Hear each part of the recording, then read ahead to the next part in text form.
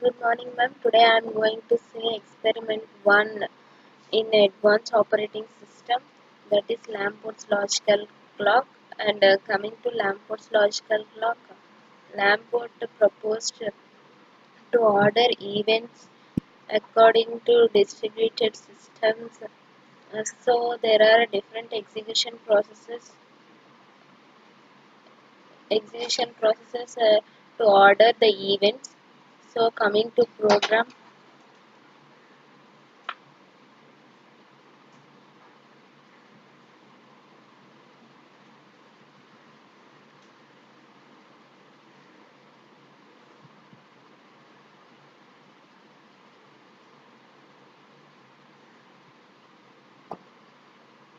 So this is the experiment 1. The main aim of the experiment 1 is to write a program for Lamport's logical clock. Lamport proposed to order events in a distributed systems using logical clocks, and the execution of processes is characterized by a sequence of events. There is another in description. We gave about casual ordering, that is due to happen before relation. That happen before relation is represented or denoted as arrow mark. And in casual ordering, for two events we have condition. If two events A and B, if there is any way that A could have influenced B, then the Lamport timestamp of A will be less than the Lamport timestamp of B. Then it is also possible have two events where cannot say which come first. So when that happens, it means that they could not affect each other. So coming to first, if A and B cannot have any effect on each other, then it does not matter which one comes first. So a Lamport clock may be used to create a partial casual ordering of events between processes, given a logical clock following some rules. First rule is, if A casually related to B, then Ci of A is less than Cj of B. Then timestamp is equal to Ci of B equal to Ci of A plus D.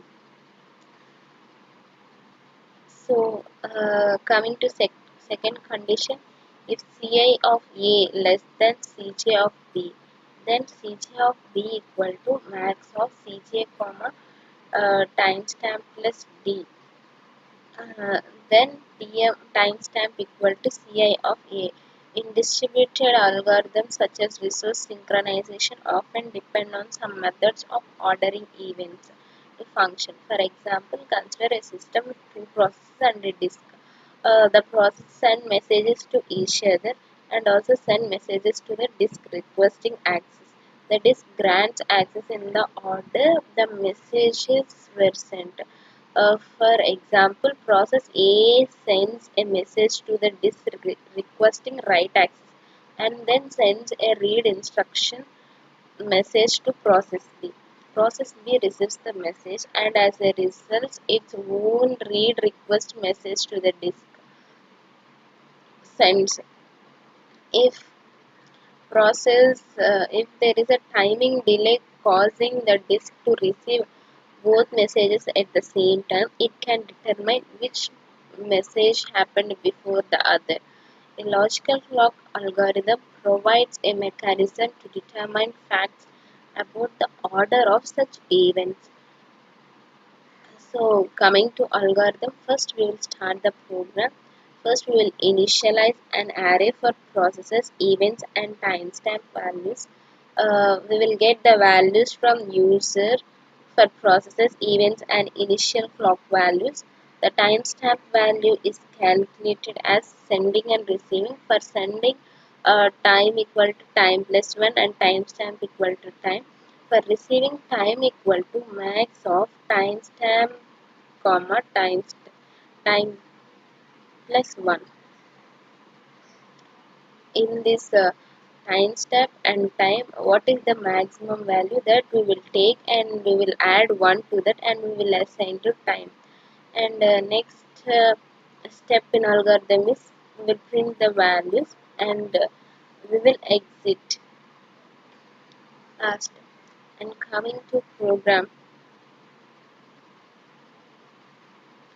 we will use some packages in Java program like import java.io.star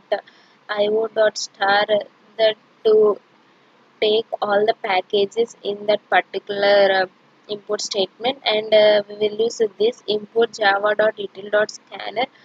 This is used to take to initialize scanner. So we use classes in Java program.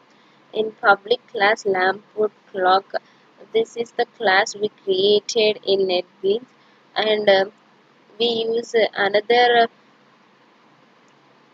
function as a lamp. In that we first we initialize process events and timestamp values. This is the events, and this also event as,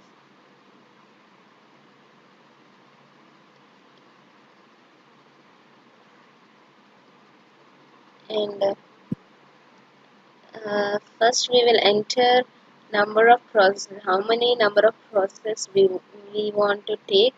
Then we will enter number of events for each process, and then the process will continue by using this for loop I equal to 1, I less than or equal to p, I plus plus p is representing peer processes. So it is assigned m of I equal to sc is used for scanner dot next int. So next step is we will enter timestamp values. So after that we will enter into this for loop, and j equal to m of I. So here this m of I is assigned to j.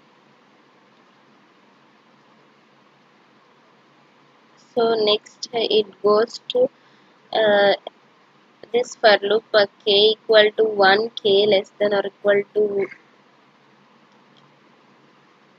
j k plus plus, and then it will show system dot output dot events will be printed, and then calculation part we will take as a timestamp value plus time, s is taken as here time.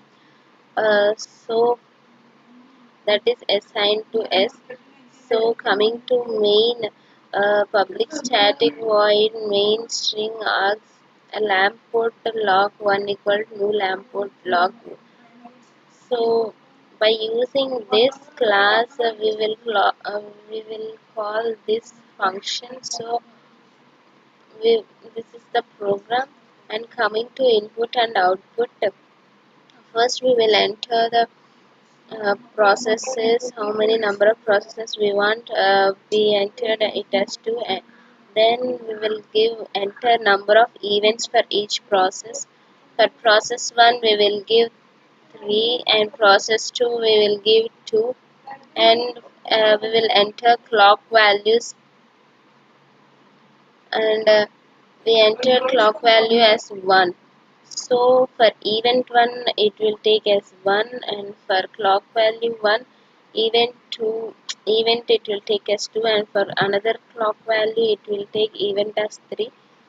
So like this the result will be printed. So the Lambert's logical clock is successfully executed. Thank you.